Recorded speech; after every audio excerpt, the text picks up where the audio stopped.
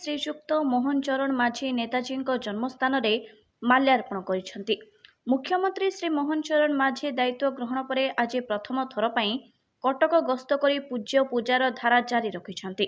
କଟକର ଓଡ଼ିଆ ବଜାରଠାରେ ନେତାଜୀ ଜନ୍ମପୀଠ ପରିଦର୍ଶନ କରି ସେ ନେତାଜୀ ସୁଭାଷ ଚନ୍ଦ୍ର ବୋଷଙ୍କ ପ୍ରତିମୂର୍ତ୍ତିରେ ପୁଷ୍ପମାଲ୍ୟ ପ୍ରଦାନ କରି ଶ୍ରଦ୍ଧାଞ୍ଜଳି ଅର୍ପଣ କରିଥିଲେ। ନେତାଜୀ ମ୍ୟୁଜିୟମ ପରିଦର୍ଶନ କରି ତାଙ୍କ ବାଲ୍ୟକାଳର ବ୍ୟବହୃତ ଦ୍ରବ୍ୟଗୁଡ଼ିକ ଦେଖିଥିଲେ। ମୁଖ୍ୟମନ୍ତ୍ରୀ କହିଥିଲେ ଯେ ନେତାଜୀଙ୍କ ଜନ୍ମସ୍ଥାନକୁ ଆସିବା ମୋ ପାଇଁ ଗର୍ବ ଓ ଗୌରବର କଥା। ଦେଶର ସ୍ୱାଧୀନତାରେ ନେତାଜୀଙ୍କ ଅବଦାନ ଏ ଜାତିକୁ ଯୁଗ ଯୁଗ ପାଇଁ ପ୍ରେରଣା ଦେଉଥିବ।